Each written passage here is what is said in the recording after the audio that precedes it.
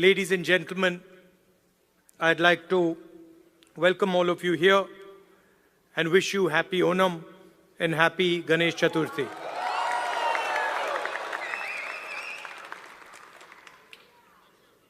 I was listening to Mohinderji's speech, and he was describing in detail what the job of the leader of the opposition is. He said, opposing the government in parliament. He said, not letting them run a dictatorship. And he gave a list of 3 or 4 things that define what a leader of opposition is supposed to do. This is true. One can say that those are all elements of the job. But while he was speaking, I was thinking to myself, actually, that is not really my role. Those are maybe my responsibilities. But my role is broader and bigger than that, and in many ways simpler than that. And while he was speaking, I thought to myself, if I'm going to speak to people of Dallas, I need to be clear about what my role is. And so I'd like to tell you that I believe my role is injecting the values of love, respect, and humility in Indian politics. I think what is missing in our political system and across parties, love, respect, and humility. Love to all human beings, not necessarily only of one religion, one community, one caste, one state, or to those who speak one language. Respect to everybody who is trying to build an India, not just the most powerful, but the weakest. And humility, not in others, but in oneself. So I think that is how I see my role. And if you were to ask me 5 years from now, do you consider yourself successful? I would look at these 3 things. I would say, have I helped bring the idea of love into the forefront of Indian politics? Have I helped make politicians and others, and myself in particular, more humble? Have I increased the respect that people have, that Indian people have with each other? Those would be the values that I would be thinking about. Of course, what Mohinderji said would also form part of my work. Now, we started here with the Indian national anthem. And while the national anthem was playing, I was thinking to myself that this song mentions all our states. And it mentions them all equally. It does not start by saying, this state is the best, and this state is the second best, and this state is the third best.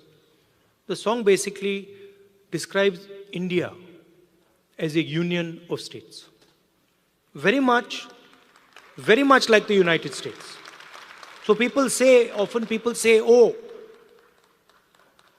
we share the fact that we are the 2 biggest democracies. But we share another very important fact, that we are both union of states. The United States whose national anthem we also played. And in our constitution, it's clearly stated, India, that is Bharat, is a union of states. Which means, just like in the United States, no state is superior to any other state. No religion is superior to any other religion. No language is superior to any other language. My brother who's wearing a turban there deserves the same respect as somebody who doesn't wear a turban. We cannot say, look, we don't like him because he wears a turban, and we like him because he doesn't wear a turban. Or, he speaks Tamil, so we don't like him. And he speaks Hindi, so we like him. Or, he speaks Malayalam, so we don't like him. Right? And so Telugu. Right? Because these are, see, when we say Telugu, we are not just saying language. Embedded inside Telugu is history, is tradition, is music, is dance, is food, is everything. So if you say to the people of Andhra Pradesh that, look, Telugu is not as important as Hindi, you're insulting the people of Andhra Pradesh. Because you're saying to them that your history is not important, your tradition is not important, your food is not important, your music is not important, your forefathers are not important. And this is the simple battle that is being fought in India. The RSS believes that India is one idea. And we believe that India is a multiplicity of ideas. And we believe, by the way, very much like the United States, we believe that everybody should be allowed to participate. We believe that everybody should be allowed to dream. Everybody should be given space, regardless of their caste, language, religion, tradition, history. This is the fight. And the fight was crystallized in the election, when millions of people in India clearly understood that the Prime Minister of India is attacking the Constitution of India. Because what I am saying to you, union of states, respect to languages, respect to religions, respect to traditions, respect to castes, this is all in the Constitution. Every single word that I have said to you is in the Constitution. The foundation of modern India is the Constitution. And what people understood in the election clearly, and I saw it happening, when I used to raise the Constitution like this, people understood what I was saying. They were saying that the BJP is attacking our tradition, attacking our language, attacking our states, attacking our histories. And most importantly, what they understood was that anybody who is attacking the Constitution of India is also attacking our religious tradition. Right? And that is why in my first speech in Parliament, you must have noticed, when I described Abhay Mudra, the fact that this is a symbol of fearlessness and it is present in every single Indian religion. You can look, you go on the internet and you can see every single Indian religion. Guru Nanak Ji holds his hand like this. Shiva holds his hand like this. Every single Indian religion, the hand is a symbol of fearlessness. And when I was saying this, the BJP could not stand it. They don't understand. And we are going to make them understand. You see, and the other thing that happened that was very beautiful, that in fact I was amazed that it happened so quickly. was that fear of the BJP vanished, disappeared, gone. And we saw that immediately, within minutes of the election result, nobody in India was scared of the BJP or the Prime Minister of India. So these are huge achievements, not of Rahul Gandhi or the Congress party. We are peripheral. These are huge achievements of the people of India who realized, of democracy, of the people of India who realized that we are not going to accept an attack on our constitution. We are not going to accept an attack on our religion. We are not going to accept an attack on our states. Now finally, I'm speaking to people in Dallas. And who are you? You are people who have come from India. And the values that I have been describing, values of the Constitution, values of respect, values of humility, you carry them inside your heart. You have them in your blood. So when you came to this country, you did not come with arrogance. You came with humility. You did not come with hatred. You came with love and affection. And you did not come with disrespect, saying that, we are come to America and who are these people? We'll show them. No, you came with respect. So inside your heart is respect, is love, humility. And you are our ambassadors in one way. You're the bridge between these two unions. United States of America and Union of States, which is written in our Constitution. And so you have a very important role. Because the relationship between these two unions is going to determine the future of both these unions. The United States needs India, and India needs the United States. It's a fact. We cannot get away from it. So you have a very important role of being the bridge between your old home and your new home. Right? And in my view, you should travel freely between these two homes, and you should bring the idea of India to the United States and the ideas of the United States to India. Sam said that I had promised that I will go to Dallas. And it's true. But I would like to say that our trip was supposed to be longer, and we were supposed to go to New York, Washington, California, and Texas, and Chicago. And then we had to shorten the trip. And so I told Sam, look, I have promised the people of Dallas, so we have to go to Dallas. And so we included Dallas in our itinerary. And I think it was a very good idea. 100%. We'll come to Chicago. Love you. And we included Dallas. And I think it was a very good idea because Dallas is thriving. Texas is thriving. A lot of technology is moving here. And I can see that all of you are doing a tremendous job in raising the Indian flag here. So I'd like to thank you.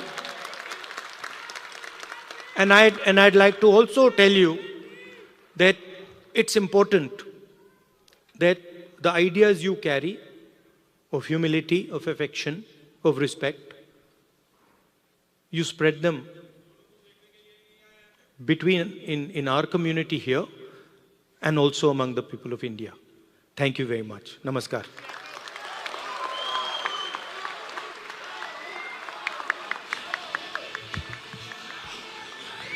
Wow, what an inspirational speech, right? What was your take-home point? There was three main things that he told us to keep and take home point. What is it? Three things: love, respect, and humility. So that's our take-home point. It's always nice to hear Sam Pitroda with his experience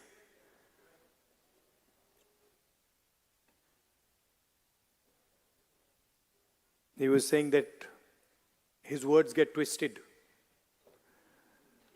But now, वो सबके साथ होता है. India में non stop होता है. Media का यही काम बचा है. क्या वो चल रहा है.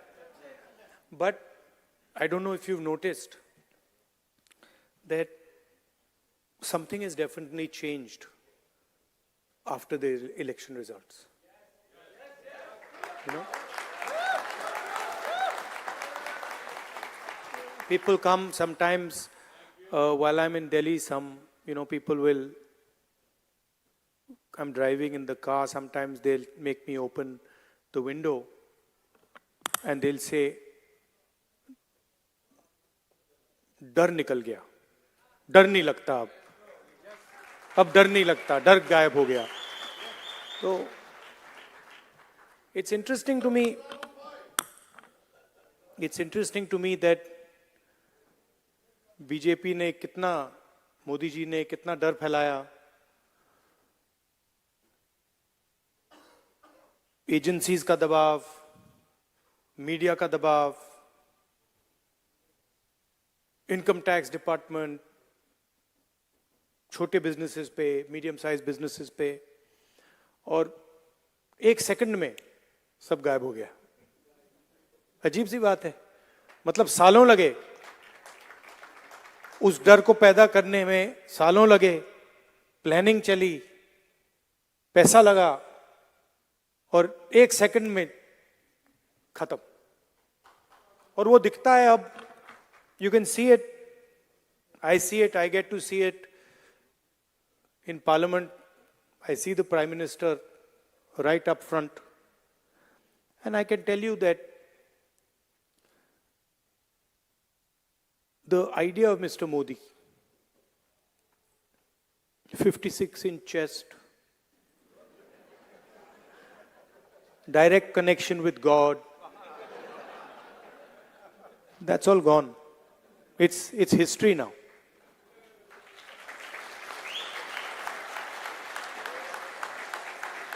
And he realizes it, India realizes it,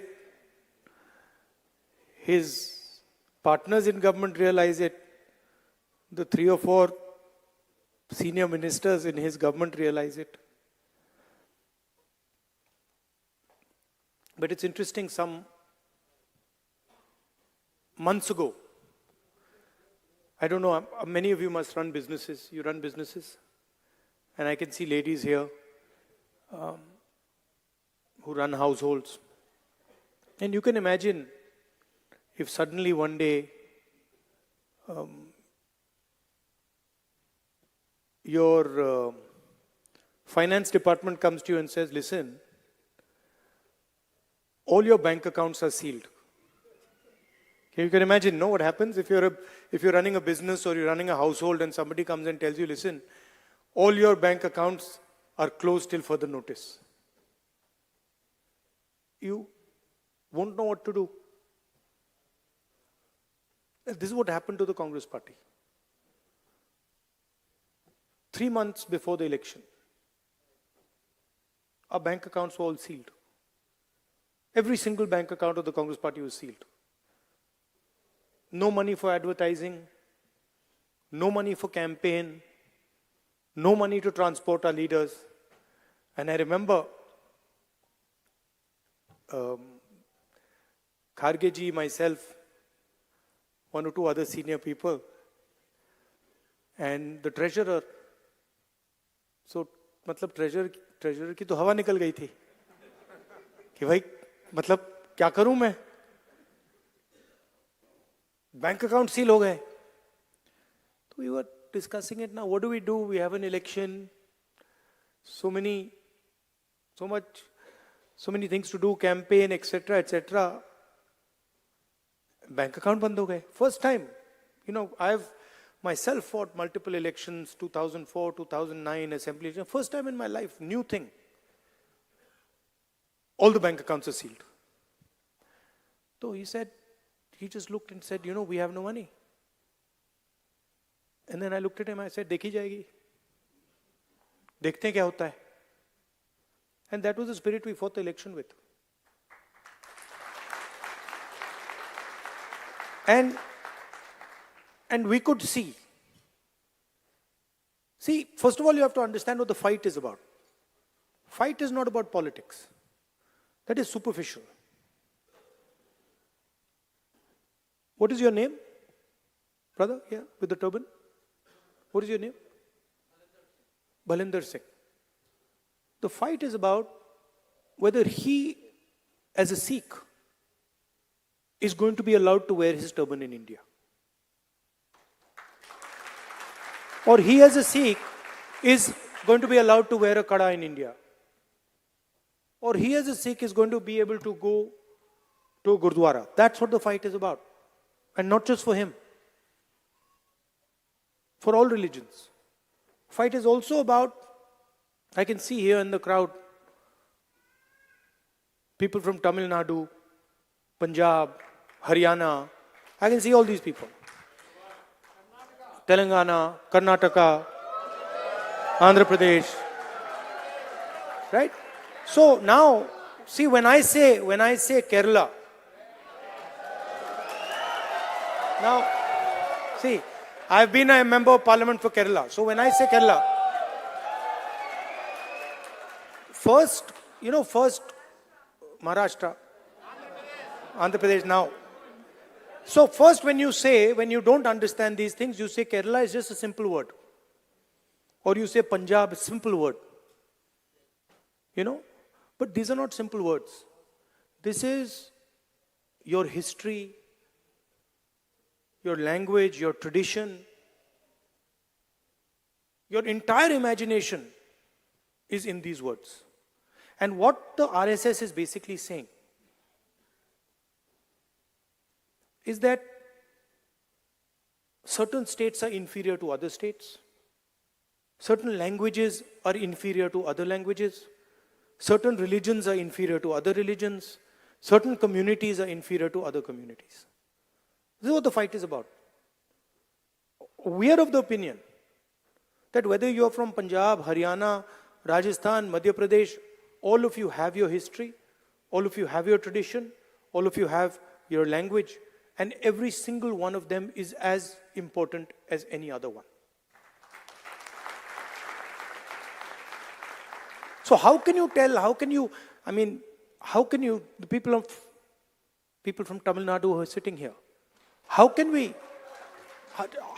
would you do if somebody told you you cannot speak Tamil? How would you feel? How would you react? That is the ideology of the RSS. That Tamil, Marathi, Bengali, Manipuri, these are all inferior languages. That's what the fight is about. It ends up in the polling booth. It ends up in Lok Sabha, Vidhan Sabha. But the fight is about what type of India we are going to have. Are we going to have an India where people are allowed to believe what they want to believe? People are allowed to respect what they want to respect, say what they want to say, listen to what they want to hear? Or are we going to have an India where only few limited people can decide what is going to happen? And the problem is these people don't understand India. वो समझ ही नहीं आती उनको. ये है क्या, इसकी history क्या है, उनको मालूम ही नहीं है. It's like you imagine, जैसे यहाँ पे अब आप डिनर खाएंगे, यहाँ पे आपको 3 कोर्स 4 कोर्स मील मिलता है ना. पहले शुरू फर्स्ट कोर्स होता है, फिर मेन कोर्स आता है, फिर डिजर्ट आती है, होता है ना. इंडिया में कोई first course, second course, third course होता है? एक थाली मिलती है, सब कुछ उसके अंदर होता है. सही बात है ना. अब थाली में सब कुछ मिल जाता है, सब्जी, दाल, चावल सब मिल जाता है. मिलता नहीं मिलता है? वो स्वीट डिश भी उसी थाली में मिलता है? नहीं मिलता ना. तो इंडिया का नेचर ये है, सब कुछ एक साथ चलता है. अब अगर कोई आदमी थाली के सामने बैठ जाए और कहे भैया चावल दाल से ज्यादा जरूरी है और सब्जी की रैंकिंग सबसे नीचे है, तो क्या होगा? यही बीजेपी के लोग करते हैं। मतलब उनको समझ नहीं आती कि ये देश सबका है, ये देश मिलकर बना है। इसको India is called union of states. In the constitution is written clearly, India that is Bharat is a union of states. What does it mean? It means it's a union of languages. It's a union of traditions. Union of histories. Union of music, of dance. वो कहते नहीं, union नहीं है, ये सब अलग अलग हैं और इन सब में से एक सबसे जरूरी है। एक सोच सबसे जरूरी है, उसका हेडक्वार्टर नागपुर में है, बाकी सबका कुछ लेना देना नहीं है।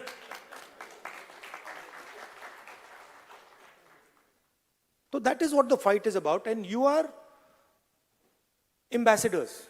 I said yesterday in my speech, you have come from one union of states and you've come to another union of states. United States is also called the United States because it's a union of states. And you are our ambassadors. You're the bridge between these two great unions of states. And you make us very proud because we understand what it meant for you to come here. We understand the difficulties, the struggles that you have had to deal with. It's not easy. But when you came here, you came with humility, you came with respect, and you came with affection. You didn't come here and say, oh, we're going to the United States and the United States is inferior to us. You didn't say, no, we're going to the United States, but we hate the United States. You became part of the United States. I'm sure you're proud of India and you're proud of the fact that you live in America. अब BJP के system में आपकी दो identities हो ही नहीं सकती. You cannot be Indian and at the same time be American. That is what the fight is about. And that is what we are trying to do in India. We are saying, look,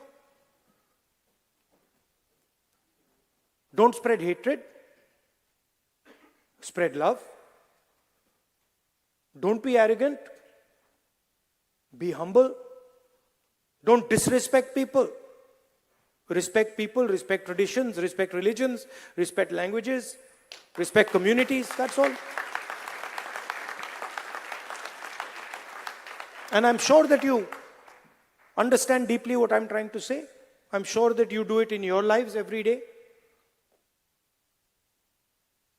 In fact, frankly, if you didn't, you wouldn't be successful. And you're all very successful. So that is what I wanted to say. I really appreciate that you came here. You will take American ideas, American values back home, and you will bring Indian values, Indian traditions, Indian ideas to the United States. That is your role. And you will help both countries, both unions, while doing this. So it's a win-win for you, us, the United States, and India. Thank you very much.